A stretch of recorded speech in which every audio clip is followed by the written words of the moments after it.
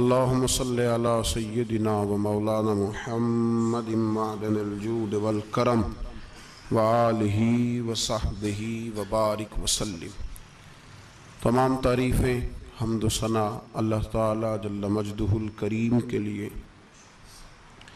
ज़ाबाद दुरूद व सलाम नबी मोहतरम शफ़ी मोहतशम आकाए कुल ख़त्म रसूल दानाए सुबुल अहमद मुश्तबा जनाब हज़रत मुहम्मद मुस्तफ़ा अला तहियत व सना की ज़ाते वाला सिफ़ात के लिए हम्द व सनात के बाद उम्मत मुस्लिमा की तश्कील के जो अनासर कुरान मजीद ने बयान फरमाए और इस उम्मत की जो सिफ़ात खुद रब्बे करीम ने बयान फरमाई। सूरह फ़तह की आयत नंबर 29 में अल्लाह ताला ने फरमाया मुहम्मदुर रसूलुल्लाह, मुहम्मद सल्लल्लाहु अलैहि वसल्लम अल्लाह के रसूल हैं। वल्लज़ीना माअहू, और जो उनके साथ हैं, अशिद्दाउ अलल कुफ़ार, वो काफिरों पर सख्त हैं। रुहमाउ बैनहुम, आपस में बड़े रहम दिल हैं। तराहुम रुक्कान सुज्जदन यब्तगून फदलन मिनल्लाहि व रिदवाना, फरमाया आप उन्हें रुकू करते हुए देखेंगे, सजदा करते हुए देखेंगे, अल्लाह का फजल और उसकी रजा तलाश करते हुए देखेंगे। अल्लाह करीम ने जो सिफात बयान की ख़ास तवज्जो के साथ और थोड़ी सी इसकी गहराई में ज़रा तवज्जो फरमाइएगा कि जो तरतीब कुरान पाक ने अता फरमाई, फरमाया वल्लज़ीना माअहू, जो उनके साथ हैं, उनकी पहली सिफ्त यह है कि अशिद्दाउ अलल कुफ़ार, वो काफिरों पे सख्त हैं। पहली सिफ्त क्या है? नमाज, रोज़ा, हज, ज़कात। अशिद्दाउ अलल कुफ़ार, के वो काफिरों पर सख्त है। रुहमाउ बैनहुम, दूसरी सिफ्त ये कि वो आपस में रहम दिल हैं। तराहुम रुक्कान सुज्जदा, फिर आप उन्हें देखेंगे रुकू करते हुए और सजदा करते हुए। तो नमाज का जिक्र तीसरे नंबर पे आया। रुकू सुजूद का जिक्र ईमान के बाद जो पहली बात इरशाद फरमाई वो है अशिद्दाउ अलल कुफ़ार, कि वो काफिरों पर सख्त हैं। काफिरों पर वो, ये पहली सिफ्त है अहले ईमान की। आला हजरत फाज़िल बरेलवी रहमतुल्लाह ताला अलैह हमें सबक देते हैं, फरमाते हैं दुश्मने अहमद पे शिद्दत कीजिए, दुश्मने अहमद पे अशिद्दाउ अलल कुफ़ार, दुश्मने अहमद पे हल्की फुल्की उनके साथ नफरत नहीं, ये कुरान मजीद का सबक है। दुश्मने अहमद पे शिद्दत कीजिए, मुल्हिदों से क्या मुरब्बत कीजिए, जो बेदीन हो जाए वो मुरब्बत के काबिल। हमारा अजीब मामला है, वो हमारे बच्चे काटते हैं, हम कहते हैं नहीं बात बैठ के करनी चाहिए। वो हमारे टुकड़े कर रहा है, खून पी रहा है, हम कहते हैं नहीं टेबल टॉक करनी चाहिए, हमने बात की है, सफीर को बुलाया था। ये किस किस्म की गुफ्तगू है भाई? वो तेरा खून पी रहा है, तू जवाब में कह रहा है नहीं नहीं वो हमने बात की है, अक़वाम मुत्तहिदा में कल परसों बैठेंगे, आपस में गुफ्तगू करेंगे, सही हो जाएगा मसला। अशिद्दाउ अलल कुफ़ार, अहले ईमान मोमिन की पहली सिफ्त अल्लाह ने यह बयान फरमाई कि वो काफिरों पर वो सख्त है। पहली सिफ्त ये, मन अहब्ब लिल्लाह व अबग़द लिल्लाह व मना लिल्लाह व आता लिल्लाह फ़क़द इस्तकमल अल ईमान औ कमा क़ाल सल्लल्लाहु अलैहि वसल्लम। हुज़ूर ने फरमाया अगर अल्लाह की रिज़ा के लिए मोहब्बत करना ईमान का हिस्सा है तो बुग़्ज़ रखना भी ईमान का हिस्सा है। अल्लाह की रिजा के लिए बुग़्ज़ रखना भी, ये जो जज्बा है ना कुफर के खिलाफ जज्बा, ये ईमान की बुनियाद है। लोग कहते हैं इस्लाम मोहब्बत सिखाता है, इस्लाम, भाई कौन कहता है इस्लाम नफरत? इस्लाम सिखाता ही मोहब्बत है, इस्लाम सिखाता ही। लेकिन मेरे भाई ये तो बतलाओ ना साहब कि वो जो जड़ी बूटी फसल के साथ उगाती है उसका रंग हरा नहीं होता, वो चहचहाती लहलहाती नहीं, काटते क्यों हो पकड़ के उसे? दवाई डाल के मारते क्यों हो? इसलिए कि बाकी फसल को तबाह ना करे। बाकी फसल को नुकसान। काफिर पर जब तू सख्ती करता है तो उसका मतलब ये होता है कि वो फिर दोबारा जुल्म नहीं करता, वो ज्यादती। हमारी काफिर के हक में नरमी है। सऊदी गवर्नमेंट का मरासला आया, उन्होंने कहा जनाब हमें शिकवा है पाकिस्तानी हाजियों से कि हजने जब जाती हैं तो ये बुरका नहीं पहनती, नकाब नहीं ओढ़ती। ये बाकायदा मरासला उनकी वजारत हज ने पाकिस्तानी, मुझे चूंकि मौका मिलता रहता है हज ट्रेनिंग पर जाने का, तो हमें वो पढ़ाते हैं, कहते हैं जी ये आप देख लें। बाकायदा मरासला आया, बड़ी खुल के बात कर रहा हूं जिम्मेदारी से। ये जनाब पाकिस्तान की जो बीबियां यहां हज करने आती हैं वो बाजारों में बगैर नकाब के फिरती हैं, वो खजूरें खरीदने चाहती हैं तो बगैर नकाब के, खुशबू लेने जाती हैं तो बगैर नकाब के, लिहाजा इन्हें पर्दा कराओ। अगर कोई बीबी बगैर पर्दे के आई, चले अय्याम हज में तो एहराम की हालत में तो हम कबूल कर लेंगे, लेकिन अगर इसके अलावा आई तो हो सकता है डिबोर्ट कर दी जाए। बाकायदा मरासला। आम गरीब मुल्क की, पाकिस्तान की, इंडोनेशिया की, सूडान की बीबी बगैर पर्दे के नहीं जा सकती, पर ट्रंप की बीबी बगैर पर्दे के सऊदी अरब जा सकती है। हम तुम चुप कर गए हो ना, वीडियो मेरी पे बंदी है, तुम्हारी नहीं, फिक्र ना करें, मैं सच्ची बात कर रहा हूं, सच्ची बात और खरी कर रहा हूं जिम्मेदारी से। ओ भाई, उसकी बीबी पर कोई पाबंदी नहीं, कोई पाबंदी नहीं। वहां तुमने तलवारें पकड़ के रक्स कर लिया, वहां सब जायज था। अब तुम्हें वो किधर गया मुतव्वा जो भाग के आता है कि गुंबद की तरफ मुंह ना करो? वो किधर गए लोग जो कहते हैं जनाब देखो जी वो मुकद्दस पाक लोग हैं, खबरदार उनकी बात ना करना? कलेजा रोता है, दिल खून के आंसू रोता है। इतना बड़ा हज का इज्तिमा हुआ है, तुम्हें कोई तौफीक नहीं थी तो वहां कहना था उसको, हज पढ़ाने वाले को, खुतबा देने वाले को, कि बर्मा के लिए दुआई कर दे।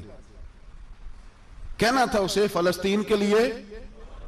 भाई मैं जो रोना रो रहा हूं जिम्मेदारी से रो रहा हूं। खुदारा समझो, जब तुमने तुम्हारी अपनी बात आती है तो 34 मुल्कों का इत्तेहाद इकट्ठा हो जाता है, और जब उम्मत की बात आए फिर कोई परवाह नहीं। मेरे रसूल पाक सल्लल्लाहु अलैहि वसल्लम ने जो दीन दिया उसकी पहली शर्त यह है अशिद्दाउ अलल, बोलिए अशिद्दाउ अलल काफर पर सख्ती करना पहला हिस्सा ईमान का। रुहमाउ बैनाहुम तो दूसरा नंबर है, ये दूसरा है। तुम्हारी सख्ती सिर्फ उसके खिलाफ है जो तुम्हारे मुफादात को ठेस पहुंचाए, जो तुम्हारी सुने ना। हजरत सैयदना फारूक आजम रदी अल्लाह, मैं तफसील से बात करूंगा अगले जुमे जनाब फारूक आजम के हवाल पर। हजरत उमर फारूक रदी अल्लाह तआला अन्हु बदर के मैदान में जब निकले ना, बदर में, तो हजरत उमर से हुजूर ने तजवीज मांगी, फरमाया सफ बंदी कैसे करें, किस तरह लड़ना है? जनाब उमर फारूक रदी अल्लाह तआला अन्हु कहने लगे हुजूर ये जितने आए हैं ना काफर लड़ने, ये किसी का कोई चाचा लगता है, किसी का कोई मामू लगता है, किसी का भाई है, किसी का बेटा है, तो महबूबा सफ बंदी की क्या जरूरत है? जो मेरे रिश्तेदार है मेरे हवाले करें, मैं गर्दनें काट के आपको देता हूं। जो अबू बकर के रिश्तेदार है वो अबू बकर के हवाले करें, वो गर्दन काट के दे। जो अली का कुछ लगता है वो अली के हवाले करें। हम दुनिया को बताएंगे कि अशिद्दाउ अलल कुफ्फार, अशिद्दा अलल, उसके लिए हमारे पास सख्ती है, कोई नरमी। वो हमारा सगा भी हो तो उसके हक में कोई नरमी। हजरत उमर ने अपने सगे मामू की गर्दन काटी बदर के दिन, सगे मामू की। हजरत अबू उबादा बिन जर्राह, सुनो, इस्लाम अमन का दरस देता है, मोहब्बत का दरस देता है। भाई इस्लाम ही तो अमन का दरस देता है, पर जड़ी बूटी काटना बदअमनी नहीं होता। जालिम का हाथ पकड़ना बदअमनी, और अमन वाले और होते हैं बुज़दिल, इन दोनों में फर्क होता है। अमन वाला बनने का कहा गया है, बुज़दिल बनने का कहा। मेरे नबी पाक ने जो बदर में तलवार उठाई थी, जिरा पहनी थी, हुजूर अलैहिस्सलातु सलाम ने लोहे की जैकेट पहनी थी, तो वो भी मेरे रसूल पाक ने अमन के लिए ही पहनी थी। मेरे नबी पाक सल्लल्लाहु अलैहि वसल्लम ने उहद के दिन जो हथियार उठाए थे तो वो भी अमन के लिए उठाए थे, वो भी अमन के लिए हुजूर ने हथियार उठाया था। हथियार उठाना बदअमनी की अलामत नहीं होता मेरे भाई, याद रखें। हजरत अबू उबादा बिन जर्राह ने मैदान बदर के अंदर जब जंग का तबल बजा, हालात बिगड़े, जनाब अबू उबादा बिन जर्राह कहते हैं तारीख ने एक अजीब मोड़ पे मुझे लाके खड़ा किया। आप फरमाते हैं मेरे लिए अल्लाह ने जो आजमाइश रखी वो सबसे बड़ी रखी। फरमाने लगे जब मैं मैदान में निकला तो काफिरों ने मेरे सामने जिसको लाके खड़ा किया वो मेरा सगा बाप था। आप फरमाते हैं अब मुश्किल बन गई। इश्क त्याग दोवी एक बराबर ते इश्क दा सेक वधेरा, अग ते साड़े कख ते काने ते इश्क साड़े तन मेरा, ते अग दा दारू मीह ते पानी, कोई दसे है इश्क दा दारू केड़ा, बुल्ले शाह उथे कुछ भी नहीं बचदा जिथे इश्क होरां दा डेरा। फरमाने लगे अब मेरे लिए सामने बाप इधर बेटा। आप फरमाते हैं दो रास्ते थे, बाप बचाऊं या रसूलुल्लाह का दीन बचाऊं। एक मिनट था फैसला करने के लिए कि अब्बा बचेगा या दीन बचेगा, कुफर बचेगा या इस्लाम बचेगा। फरमाते हैं मैंने मिनट पूरा नहीं सोचा, मैंने तलवार उठाई, बाप की गर्दन काट के गिराई और रसूलुल्लाह का दीन बचा लिया। बाप की गर्दन कट के गिरी और नबी पाक का दीन बच गया, बचा लिया रसूलुल्लाह का दीन। हजरत उमर ने मामू को मारा। हजरत मुसअब इब्न उमैर कहते हैं तारीख मुझे भी लाके खड़ा करती है बदर के मैदान में, तो कुफर का लिबादा ओढ़ के जब सामने आया तो वो मेरा सगा भाई था।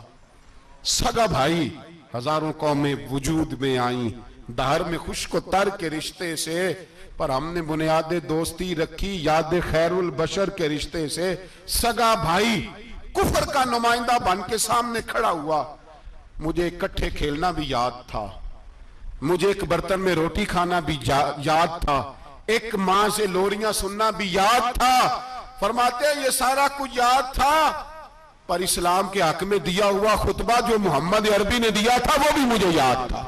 मुझे रसूलुल्लाह की बताई हुई बातें भी, फरमाते हैं मैं सारा कुछ भूल गया, पर मुझे अपने रसूल का पढ़ाया हुआ सबक नहीं भूला, वो मुझे याद रहा। मैंने फिर सगे भाई की गर्दन काटी और मैंने वो गर्दन काट के हुजूर के पास पेश की और मैंने दुनिया को बताया कि हमारे लिए असल वो है जो हमारे रसूल हमें हुक्म इरशाद फरमाते हैं। ये रिश्ते हमारे लिए असल, हमारे जी अच्छे तल्लुकात हैं। कौन से अच्छे तल्लुकात, कौन से अच्छे तल्लुकात? मेरा एक दोस्त मुझे कहने लगा अमेरिका तो प्यार ही बड़ा करता है हमसे। मैंने कहा बिल्कुल, कसाई भी बड़ा प्यार करता है बकरे से, बड़ा प्यार होता है। आप जो कुर्बानी के बकरे लाए थे आपको प्यार नहीं था?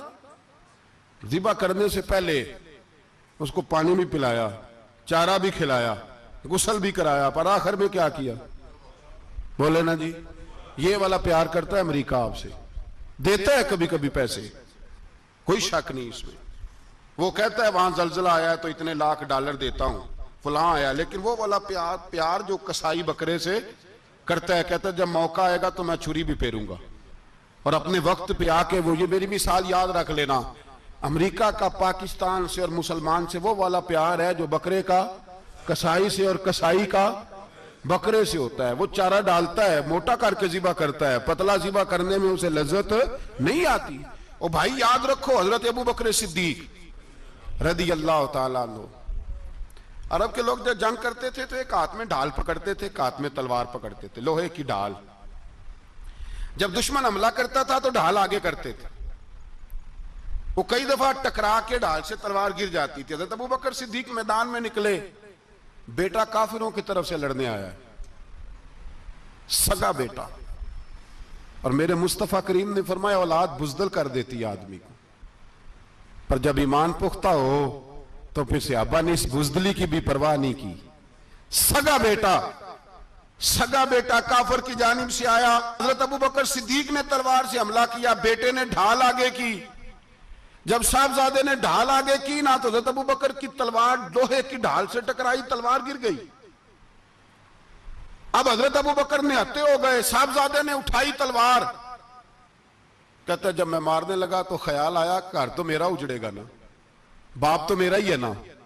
साहबजादे कहते हैं मैं अबू बकर सिद्दीक को छोड़ के चला गया, बाद में मुसलमान हो गए, कलमा पढ़ लिया। एक दिन घर में बैठे थे तो बात शुरू हो गई। साहबजादे कहने लगे अब्बा जी वो याद है ना जब मेरी ढाल से आपकी तलवार टकराई थी और तलवार गिर गई थी तो मैंने आपको बाप समझ के छोड़ दिया, मेरा ही घर उजड़ना था बाप समझ के। जनाब सिद्दीक अकबर रदी अल्लाह ताला अन्हु साहिब इब्ने शाम ने लिखा है कि अपनी सुरीन पर 2 दफा हाथ मारा, 2 दफा कहने लगे बेटे तू उस वक्त काफर था, तूने मुझे छोड़ दिया, मैं जब वापस पलटा था ना उसी दिन उसी लम्हे तो मेरे दिल में ख्याल था कि बेटे ने तो छोड़ दिया है, लेकिन अगर बेटा यूं मेरी तलवार के नीचे आता मैं बेटा समझ के माफ ना करता, कुफर का नुमाइंदा समझ के कत्ल कर देता। इसलिए कि मेरी नजर में अगर कोई अहमियत है तो रसूलुल्लाह के फरमान की अहमियत है। बाप बेटे औलाद की कोई अहमियत है? अशिद्दाउ अलल कुफार, काफर से नफरत ही नहीं होती। यहां तो मौज लग गई है एक आम नौजवान से लेके आम आदमी से वजीर आजम तक की सोच ही है कि रहायश अमेरिका में होनी चाहिए, लंदन में होना चाहिए, बस यही सोच है। अब तो अल्लाह तबारक व तआला माफ करे जिसके पास पासपोर्ट है लंदन का, यूरोप का, वो समझता पता नहीं मैं कौन सी बला हूं। छोड़ो, किस चक्कर में पड़ गए हो, किस तरफ निकल गए हो। सदर साहब अमेरिका के सदर के साथ फोटो खिंचाते हैं तो वो 2 फुट ऊंचा हो जाते हैं। बस करो यार, ये कमजोर लोगों की अलामत है, कमजोर लोगों की। हजरत उमर फारूक रदी अल्लाह, मुझे पलट पलट के याद आते हैं सैयदना फारूक आजम, हजरत फारूक आजम रदी अल्लाह तआला अन्हु से ईसाई बादशाह ने कहा मैं मिलना चाहता हूं। आप फरमाने लगे टाइम नहीं, जो तुझे मिलना है वो मदीने के गरीबों को ना मिलूंगा, वो रसूलुल्लाह के नौकरों को नहीं मिलूंगा, तुझे मिल के क्या करना है। मैं उन्हें मिलूंगा जिनके लबों पे रसूलुल्लाह का दरूद जारी है, जो मुस्तफा से प्यार करते हैं। मुझे तुझसे मिलने की कोई जरूरत है? हमारे यहां वो नफरत नहीं कुफर के लिए जो मुसलमान के दिल में होनी चाहिए, वो मिजाज ही नहीं हमारा, वो शऊर ही नहीं। हम जब भी इत्तेहाद करते हैं काफिर से इत्तेहाद करके अपने ही भाई को मारने लगते हैं। वो जी लड़ाई हो रही थी, भाई का भाई से इख्तलाफ नहीं होता घर के अंदर, फिर वो दुश्मनों को बुला के लाता है कि मेरे भाई को मारो। ऐसा हुआ है कभी? अगर आपस में इस्लामी मुमालिक का इख्तलाफ है भी तो काफिर को लाओगे मारने के लिए, काफिर को लाओगे। और यहां एक आदमी कैद हुआ था अमेरिका का, पूरी दुनिया को मुसीबत पड़ गई थी। समझ आ रही है? नाम लेने की जरूरत तो नहीं, बात की समझ आ रही है आप हजरात? एक आदमी कैद हुआ था और इंसानी हकूक की तंजीमें और हमारे अपने अंदर से बड़े बड़े, मैं रोशन ख्याल नहीं, मैं रोगन ख्याल कहता हूं इन लोगों को, बड़े बड़े रोगन ख्याल उठ के खड़े हो गए जी, इंसानी हकूक की बात करो जी, ऐसे हो गया जी, वैसे हो गया, ले गए बंदा छुड़ा के। यहां रोज खून की नदियां बहती हैं।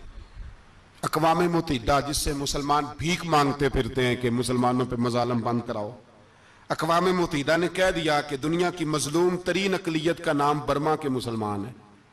अक़वाम मुत्तहिदा ने रिपोर्ट दे दी, फिर मर नहीं गए सारे इस्लामी हुक्मरान? शर्म और गैरत के साथ किसी घड़े में दफन नहीं हो गए? तुम्हें ललकार के उन्होंने कहा कि ये सबसे मजलूम है, इनका कुछ करो। चंद दिन पहले यहां ननकाना साहब बेसाइयों ने जुलूस निकाल के कहा मुसलमानों शर्म करो, उनकी मदद करो। पोप बोल पड़ा, पोप ईसाइयों का कि मुसलमानों कहां हो, किधर हो तुम, इनकी मदद करो, निकलो, जुल्म हो रहा है। पूरी दुनिया चीखी। आपके मुल्क में आके अमेरिका ड्रोन हमले कर जाए तो आपकी वजारत दाखिला को बाद में होश आता हो, हमें तो पता नहीं चला, हम तो सोए हुए थे, वो हमला कर गया। और आलमी कवानीन की मुखालफत करके बर्मा की हुकूमत कहती है किसी सहाफी को भी हम अंदर नहीं जाने देंगे, हमारा जाती मामला है। ऐसे बेशरम लोगों को अपना नुमाइंदा बनाते हो, जिन्हें होश तक नहीं इस बात की। हमने कलमा पढ़ा हुआ है नबी पाक सल्लल्लाहु अलैहि वसल्लम का, मेरे रसूल पाक सैयद आलम नूर मुजस्सम सल्लल्लाहु अलैहि वसल्लम ने जो लोग तैयार फरमाए, नींद तो नहीं आ रही आप हजरात? नबी पाक ने जो लोग तैयार फरमाए, हजरत काब बिन मालिक रदी अल्लाह ताला, हुजूर ने फरमाया चलो तबूक पे मेरे साथ, सारे चलो, सब तैयार हो गए। हजरत काब बिन मालिक फरमाते मुझे घोड़ा बड़ा दौड़ाना आता था, नेजा बड़ा चलाना आता था, तलवार का मैं बड़ा धनी था, मैं मालदार भी था, मेरे पास बड़ी वसाइल थे। हुजूर चले गए तो मैंने, जी बुखारी है, फरमाते हैं मैंने सोचा कि मैं चला जाऊंगा, कल मैं घोड़ा दौड़ाऊंगा, मैंने पीछे पहुंच जाना, परसों चला जाऊंगा, तरसों बस सुस्ती हो गई, ना जा सका। फरमाते हैं वक्त बीत गया, हुजूर चले गए, आज जाता हूं, कल चाहता हूं, इसी में हालात सारे गुजर गए, हत्ता कि अल्लाह के रसूल वापस आ गए। फरमाते हैं कुछ बूढ़े थे, जो ना जा सके और कुछ मुनाफिक थे जो हुजूर के साथ जिहाद पे न जा सके। आप फरमाते हैं मैं जवान भी था, तीरंदाज भी था, और दुनिया अरब सारा जानता था कि मालदार भी है, अल्लाह ताला की दी हुई बड़ी नेमतें थी। मैं न गया और हो गलती गई, सुस्ती गई। फरमाते हुजूर मदीने में आए, जब मस्जिद नबी में बैठे तो मुनाफिक आके बहाने करने लगे। कोई कहने लगा बच्ची बड़ी बीमार थी, कोई कहने लगा हुजूर कल ही सही हुआ हूं। फरमाते मुझे भी पता था और पता मुस्तफा को भी था झूठ बोल रहे हैं, हुजूर को पता था, पर वो बहाने करते, हुजूर कबूल करते। मैं चलो जाओ। कहा फरमाते एक मिनट के लिए मुझे भी वसवसा आया कि कोई बहाना ना कर दूं, लेकिन फिर मैंने सोचा बहाना किसके सामने करूं जिसे अल्लाह तबारक व तआला ने नबुव्वत की आंख अता फरमाई हुई है, उस महबूब के सामने बहाना। उस ख्याल आया मुसलमान नेक बद पहचान जाते हैं, मोहम्मद आदमी के दिल की बातें जान जाते हैं, किधर बहाना करूं, हुजूर को तो सारा पता है। फरमाते में गया, हुजूर ने पूछा क्यों नहीं आए, और पूछा भी मुस्कुरा के, क्यों नहीं आया, मुस्कुरा के पूछा। फरमाते हैं मैंने सच सच बोला। मैंने कहा या रसूल अल्लाह सुस्ती हो गई, हुजूर गलती हो गई। जो बहाने लगा रहे थे उनको आजादी मिल गई, और मकतब इश्क का दस्तूर निराला देखा, उसको छुट्टी न मिली जिसने सबक याद किया। फरमाते हैं उनको छुट्टी मिल गई। मैंने कहा हुजूर गलती हो गई, तो नबी पाक ने फरमाया इससे कोई बंदा कलाम ना करे, खबरदार मेरे साथ भी गुफ्तगू ना करना। हजरत काब बिन मालिक फरमाते हैं मेरा चचाजाद भाई, खालाजाद भाई सारे रहते थे, मैं किसी को सलाम लेता तो कोई जवाब भी नहीं देता था। फरमाते हैं मैं मस्जिद में नमाज पढ़ने आता, पर सहाबा किराम को हुजूर ने मना कर दिया तो मदीने की गलियां भी नाआशना हो गई। फरमाते मुझे यूं लगता था कि मदीने के दरो दीवार भी मुझसे कलाम नहीं करते। मैं वहां दुआ मंगया करो संगियो किते मुर्शद ना रुस जावे, ए जिन्हां दे पीर रुस जांदे ओ जिउंदे ही मरे रहंदे। कहा इस तरह लगा कि जैसे हालात बिगड़ गए सारे मेरे हक में।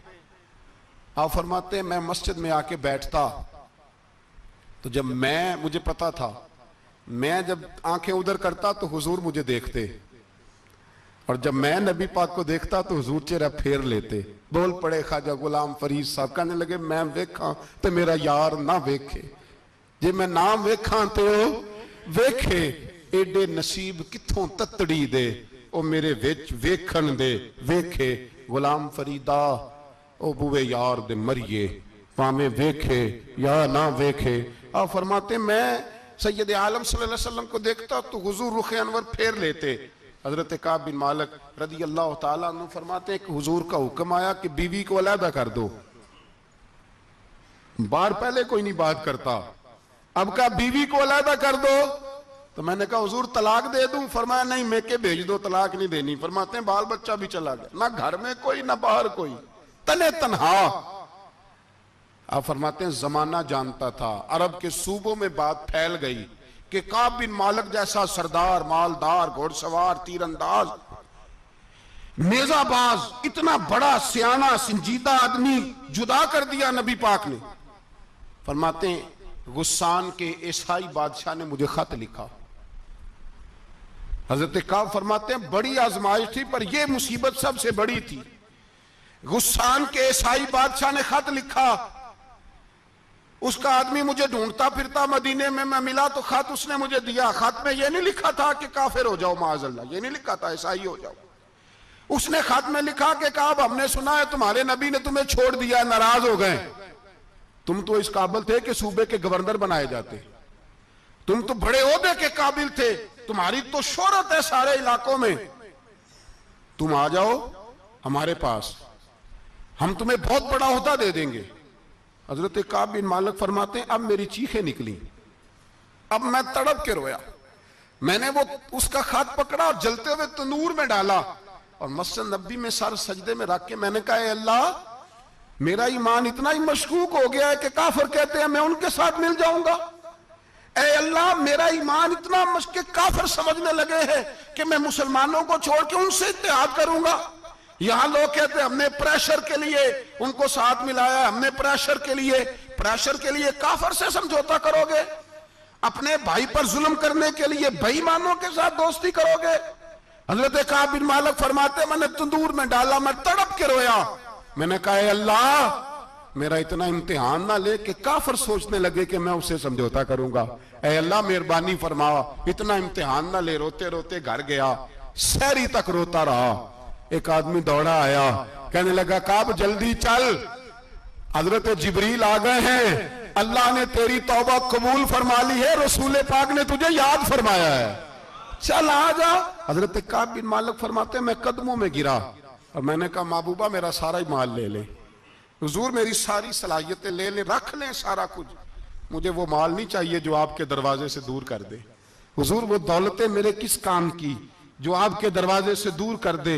बेनूर बेचराग जो महफिल हो फूंक दो, आजम बला से अपनी वो हस्ती ही क्यों ना हो, जो चीज उसकी राह में हायल हो फूंक दो।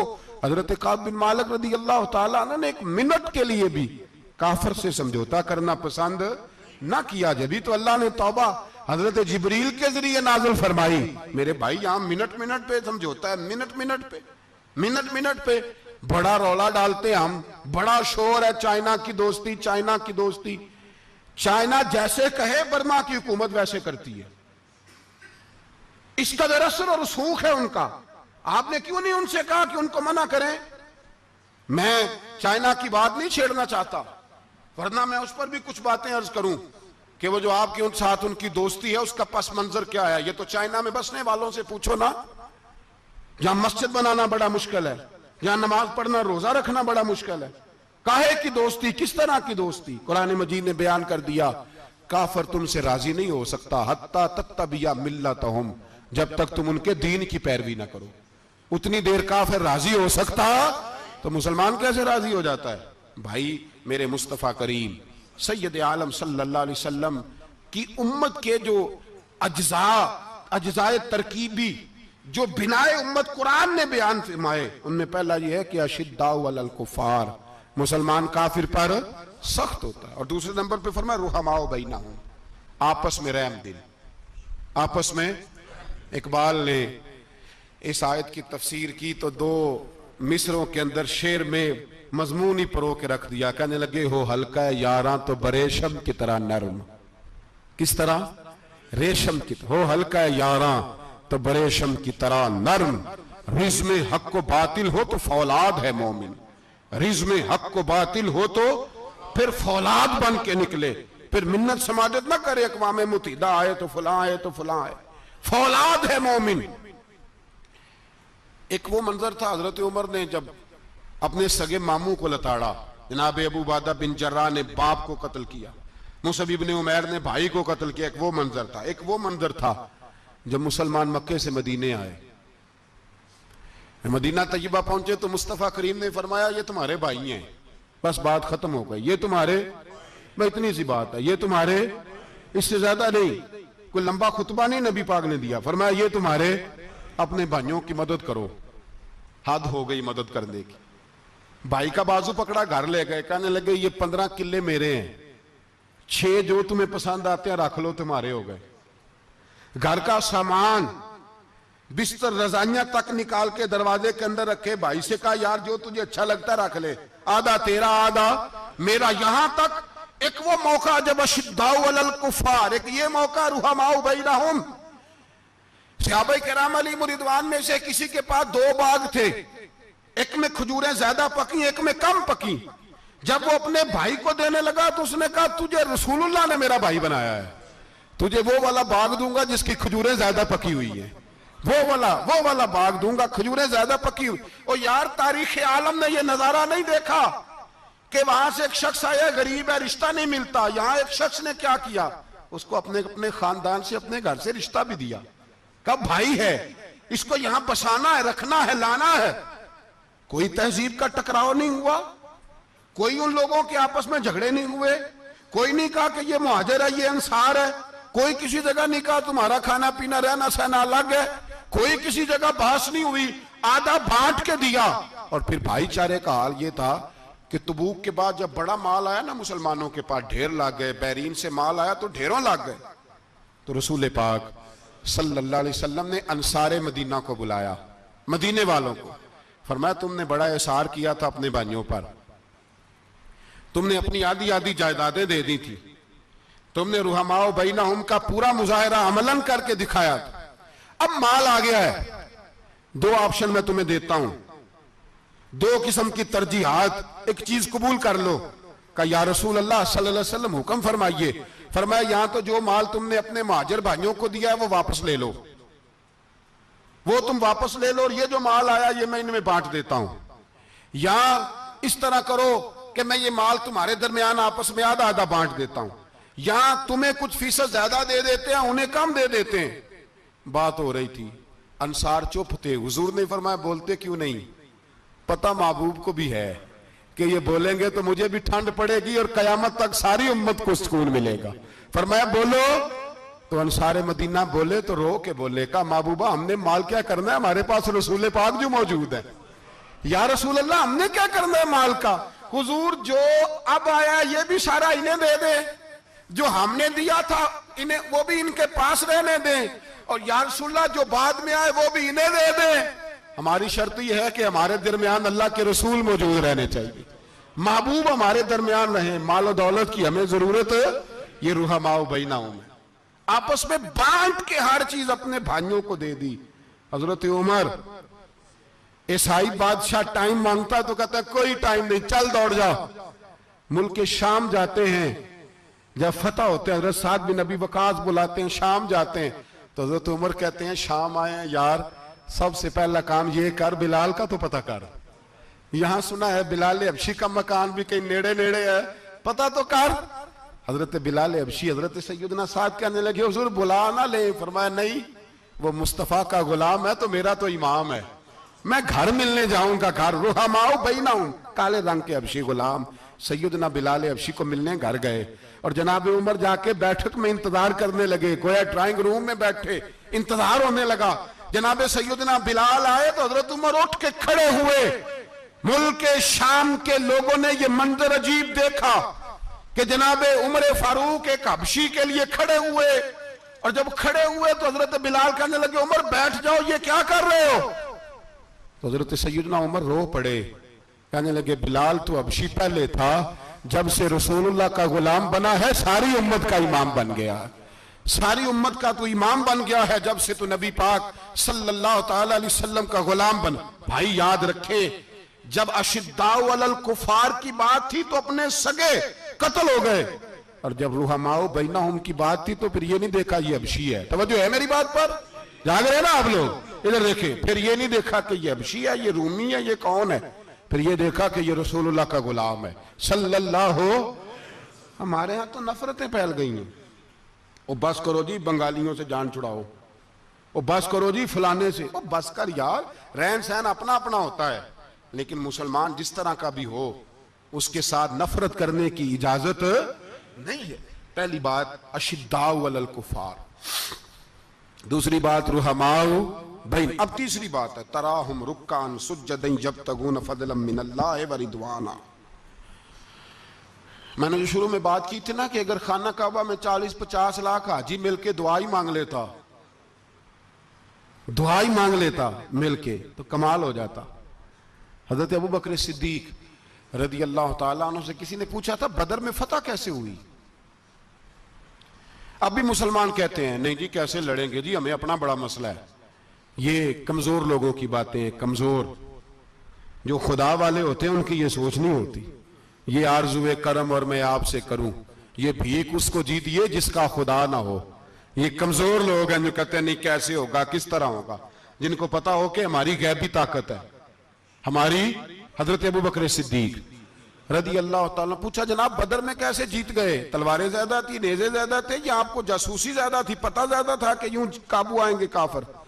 तो अबू बकर सिद्दीक फरमाने लगे ना नेज़ों से जीते ना तलवारों से जीते, हम जो बदर में जीते हैं तो मुस्तफा की नमाजों से जीते हैं। हमें जो बदर में कामयाबी मिली तो रसूलुल्लाह की दुआओं की बरकत से मिली।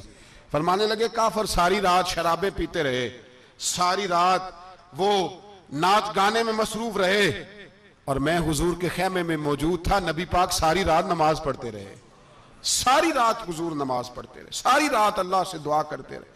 फरमाया सुबह जो कामयाबी मिली तो ये मुस्तफा की नमाजों की बरकत से मिली।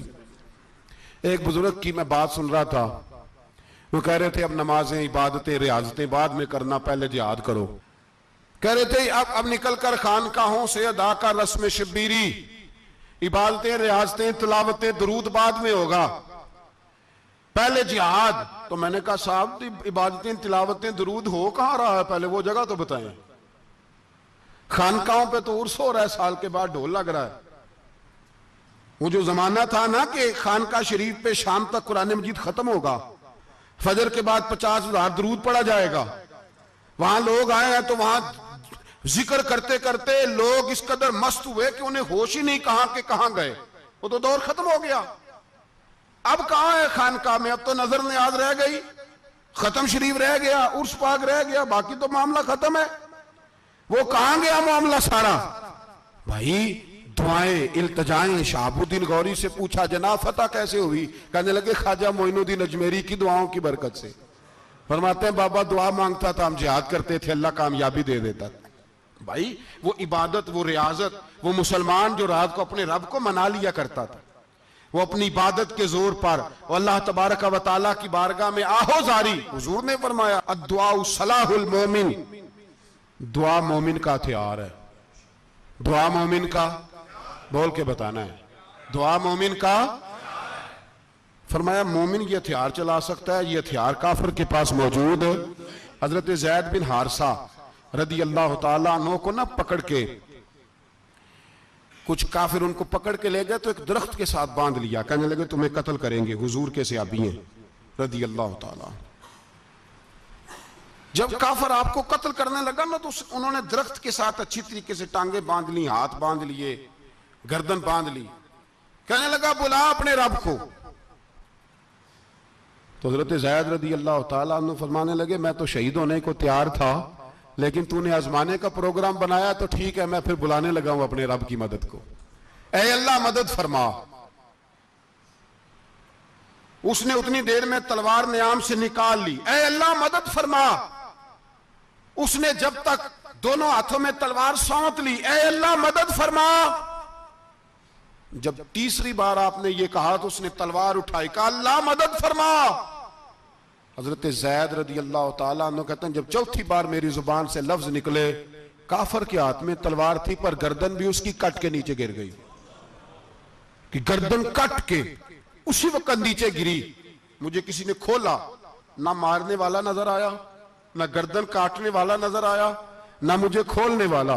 तो मैंने कहा आने वाले तू बता तो सही तू कौन है? तो कहने लगे मैं जिब्रील अमीन हूं, मैं जिब्रील अमीन हूं, मैं जिब्रील, मुझे दुश्मनों ना छेड़ो, मेरा है कोई जहां में, मुझे दुश्मनों ना छेड़ो, मेरा है कोई जहां में, मैं अभी पुकार लूंगा, नहीं दूर है मदीना। कहा जब तूने, हजरत जिब्रील कहने लगे जब तूने पहली दफा कहा ना अल्लाह मदद फरमा, तो मैं सिदरतुल मुंतहा पे था, मुझे हुक्म हुआ जिब्रील देर ना करना। फरमाते हैं जब दूसरी दफा तूने कहा ना अल्लाह मदद फरमा तो मैं 7वें आसमान पे था, और जब तीसरी दफा कहा मदद फरमा तो मैं पहले आसमान पे था, और फरमाया जब तूने कहा चौथी दफा अल्लाह मदद फरमा तो मैं तेरे सराहने खड़ा था, मैं तेरे सराहने। तो भाई अब तो इज्तिमाई दुआ भी नहीं रही हमारी, अब तो ये वाला सोता भी। अकबर अल आबादी ने कहा था मुसीबत में भी अब याद खुदा हमको नहीं आती, दुआ मुंह से ना निकली जेबों से अर्जियां निकली। अब भी हम कहते हैं करेंगे बात, सफीर को बुलाएंगे, हमने कहा है उसको, तो मान जाएगा वो आपकी बात?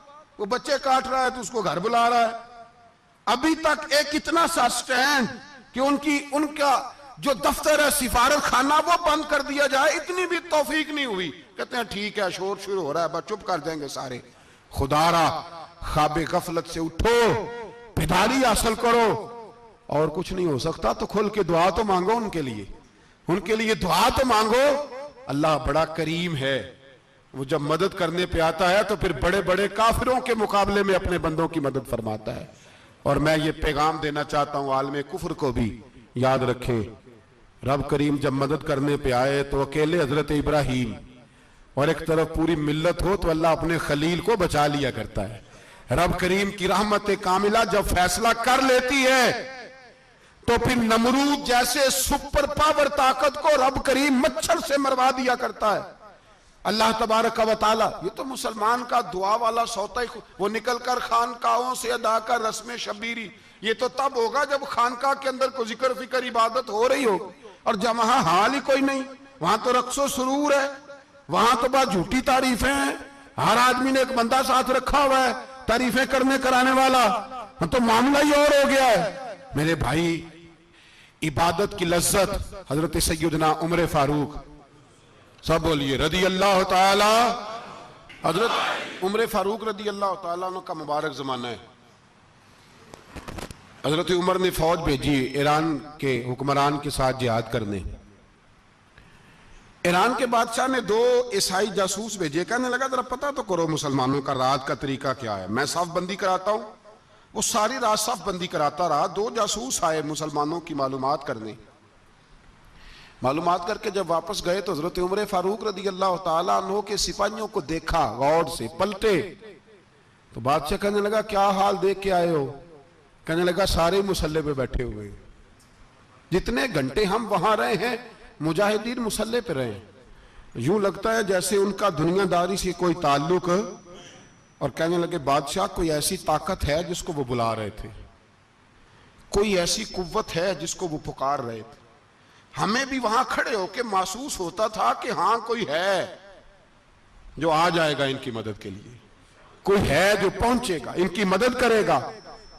ईरान का बादशाह कहने लगा मुझे समझ आ गई है, वो जिस्म की ताकत से ही नहीं लड़ते, वो कोई गैबी ताकत है जिससे वो लड़ते हैं।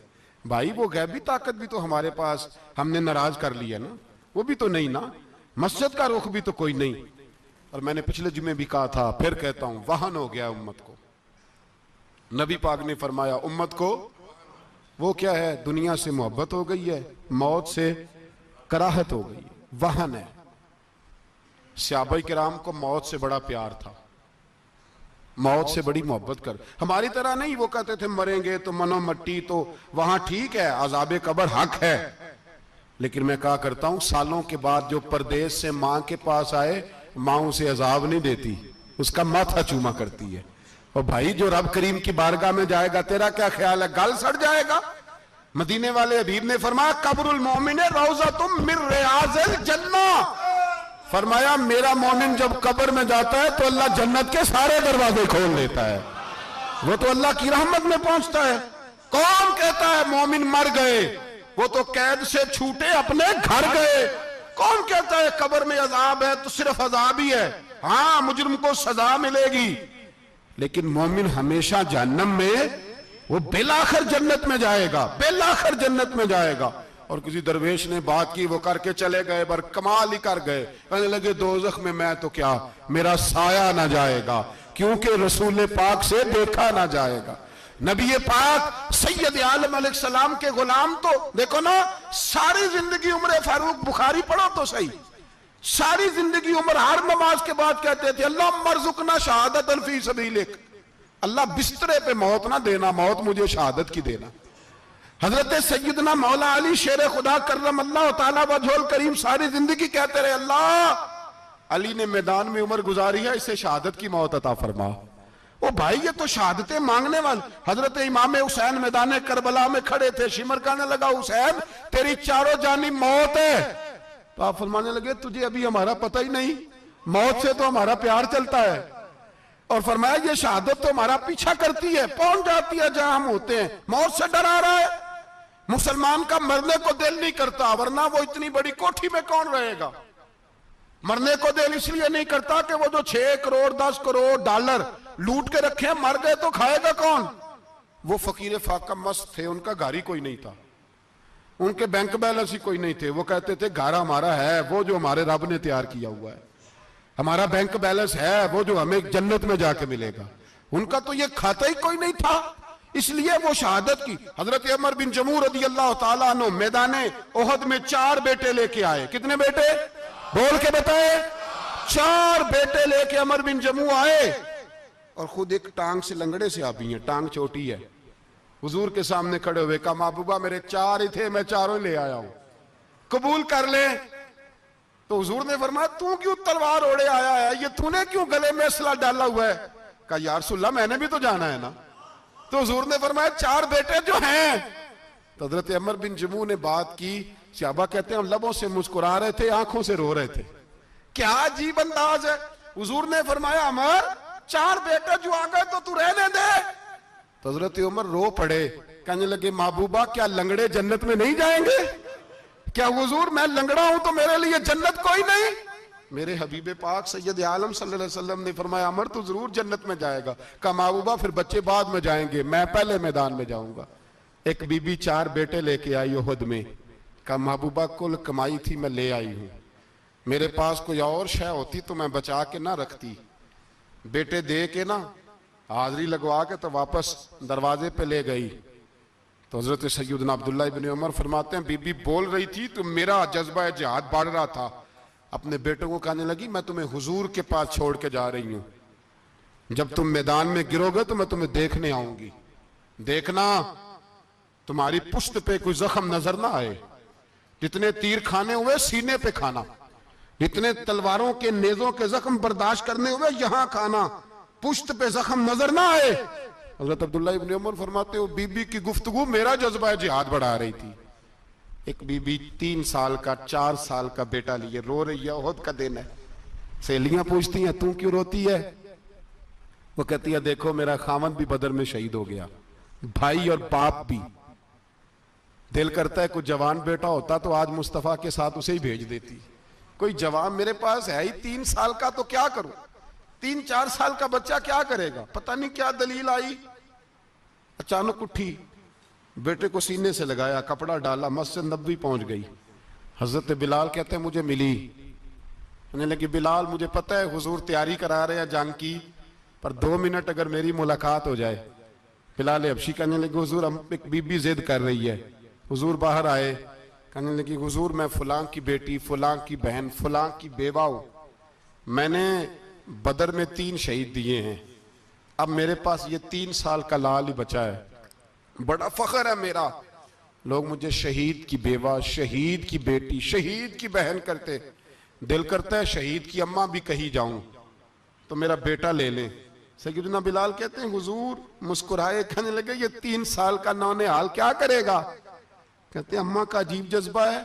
कहने लगी महबूबा सुना है असला भी थोड़ा ही है, ढालें ज्यादा कोई नहीं, मेरा बेटा साथ रख लें, जब आपकी तरफ कोई तीर आया ना तो मेरा बेटा ढाल के तो इसको ढाल बना के आगे कर देना। महबूबा ढाल तो बन ही सकता है ना।